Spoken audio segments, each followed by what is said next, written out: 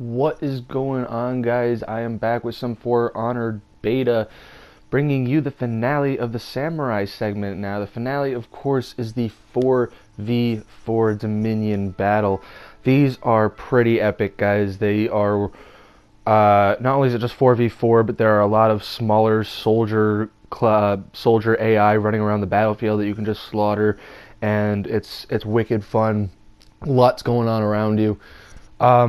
In addition to that, they have you have the ability to use these things called feats, which are not available in the 1v1 and the 2v2, and those are they could be buffs to you or your allies, or debuffs to your enemies. They could be things like an arrow barrage or catapult strike, things to really help you turn the tide of battle.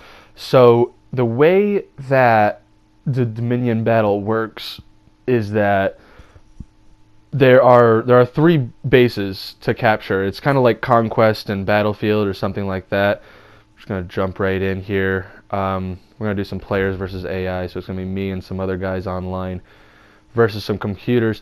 So the way that it works is there's the three bases, kind of like in Battlefield Conquest. A, B, and C.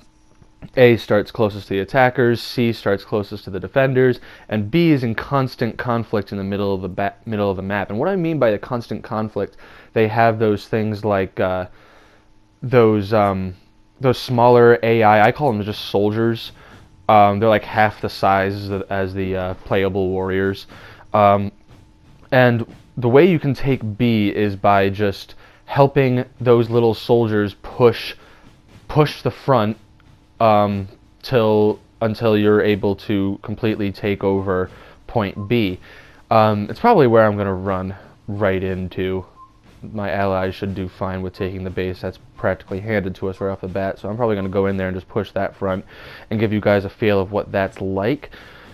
But the other thing about Dominion that you need to keep in mind is that once one team reaches 1,000 points, the opposing team starts breaking. And what it means when they start breaking, it means that their line starts breaking. Some of them even start retreating. Those smaller soldiers might even turn and run. Looks like we're almost ready here. And when that happens, the losing team can no longer respawn. So the winning team, all they have to do is slaughter the remaining people. So here we go. The intro cutscene is always different, a little different anyway. Always epic though. And here we go, running right in the front lines here. We'll talk more about breaking when and if it happens later. It almost always happens. So actually, I think it always happens. Here are these little guys I was talking about. You can definitely tell them apart from the other guys. They have no health bar over their heads. They're a lot smaller, and you don't need to lock onto them. You can just hack on through. Looks like this is going to be an easy take for us. I'm going to follow our buddy up here and see what's going on at C. See if we can't help him take this. Oh, okay. Looks like he needed us. This is good timing. I'm going to try and take on this big guy. Hopefully he can handle that little guy over there. It would be really cool if you were the defenders, if you could kick down the ladders like you could in like the old Lord of the Rings games or something, and just kind of prevent them from utilizing that route without having to put the ladder back up or something. That would be really cool to me. But it would also slow down the pace of battle, probably. This isn't going too well. Yeah. Okay. Well, the nice thing about the Dominion battles, unlike the 1v1 and the 2v2, is that you can die numerous times and you just respawn. But in between respawns, you get a great look at this battlefield. You can zoom right in. There's where I died. It's really cool. Really cool take on the respawn screen. But I'm ready to respawn, so let's just do that. Alright, take two. We're losing overall now, for the record, so need to step this up a little bit if we're gonna pull ahead.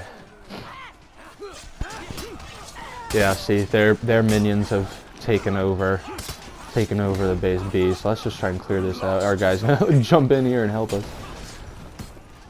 Very nice. Now, all characters, also, in addition to their light and heavy attacks, on the front line when you're not locking on these guys, you also get like a sweeping move. Oh, here's an enemy. You get a sweeping move to clear out those little guys if you get surrounded, if you hold down the light and heavy attack at the same time.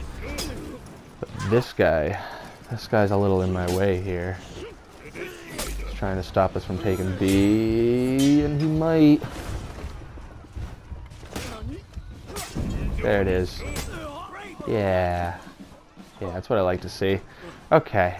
So we got B back.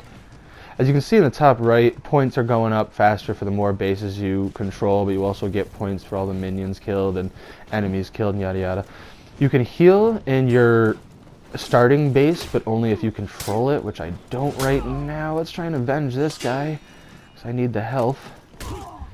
Nope. Yeah, it's a whole lot of nope right there. Man, I hope that guy who died right before us wasn't watching. You know, rooting for us to avenge him and then just watch us die over his corpse. Alright, let's try this again. Unlike the 1v1 and the 2v2s though, there aren't, you know, it's not best out of X amount of rounds. It is just one big epic battle. Alright, so we control A now. Looks like this guy came back for it. B is somewhat under control. Let's go over towards C.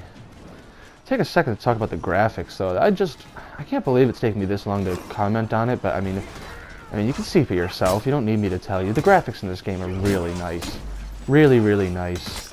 Especially in this large-scale battle. And I mean, that intro movie, I don't know if you saw my video on that, but if you get a chance to watch the intro movie, definitely check that out. But the graphics are really well done. A lot of attention to detail. Like, look at the bodies that have just like worn into the ground down there. It looks like they've just been trampled for the whole battle so far. I don't know. I just think that a lot of the little touches like that are, you know, they're nice in a game when they take the little extra effort and they don't just focus. I mean, the gameplay is great, and you know, some games, you know, they only get one thing right, and if they can only get one thing right, I'd prefer it was the gameplay. I think a lot of people would agree. If a game can only get one thing right, it might as well be the gameplay.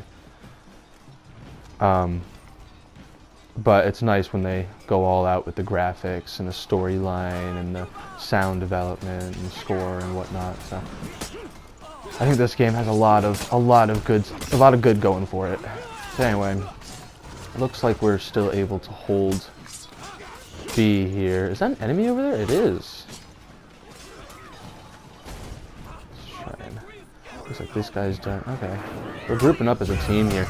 That could be good or bad. Yeah, they've got two of the bases. We only have one. Kill this guy and get out of here. Our team's getting too concentrated. So what you see around me now is my level 1 buff, or if some of you, who play other games, you might want to call it kill streak. If, you've got your 2-star, your 3-star, your 4-star kill streak, whatever. My first one just buffs all the allies around me, the little soldiers, that allows them to move a lot faster. So if we don't have control of B and I use that on them... Oh, the enemy team is breaking. We've reached 1,000 points. We are skyrocketing in points now. We control all of the bases. Oh, they're taking C back though. If they successfully take a base back, then they rally. Yeah, attackers rallied. So that means that they've prevented the breaking, and you can see our score actually went back down. It knocked us out of breaking mode. So, still a good sign though. We're still clearly winning. This guy's oh, he did revive his ally with a cool little backflip thing. Okay, yeah. Let me just get away from that. See if I can do the same thing. Nope, they're not gonna let me. They're on me like white on rice here.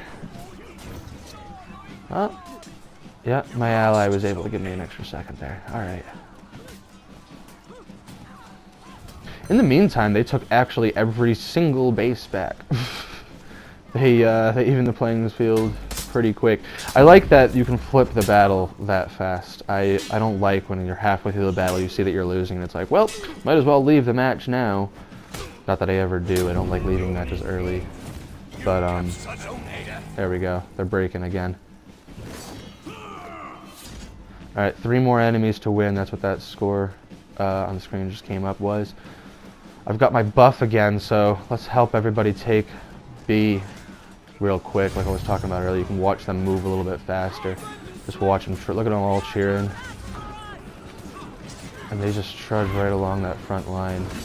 Oh, this is a bad guy I'm standing directly next to. Nice! Nice! Right in the middle of the battlefield getting execution. That's beautiful.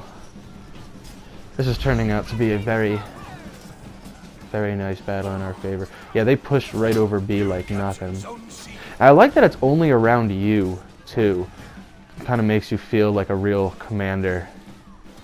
As you can see in the bottom left, I have my other buff, too. I can heal myself if I get the need to up here, taking C. He just got an execution on him. One more down to win. Looks like our buddy and I are... Got this down. Let's get an overview of the battle. Wow. Very nice. Very nice overview of the battle for the wrap-up. We are victorious. You get to see all the minions pulling off some last kill cams there, which is really nice. You can see we did pretty decent. Oh, nice. New blade from scavenging the battlefield. We can see what that does. Get a little experience in here. Leveled up to level 3. Gets us another symbol. I like the unlocks are always, again, another little bonus just to keep you going. Stamina cost reduction. That'll be useful. I ran out of stamina once in that match. Anyway, thank you guys very much for watching. That has been the climax of the Samurai section. Stay tuned for the Knight and the Viking on Lamer Gamer signing off.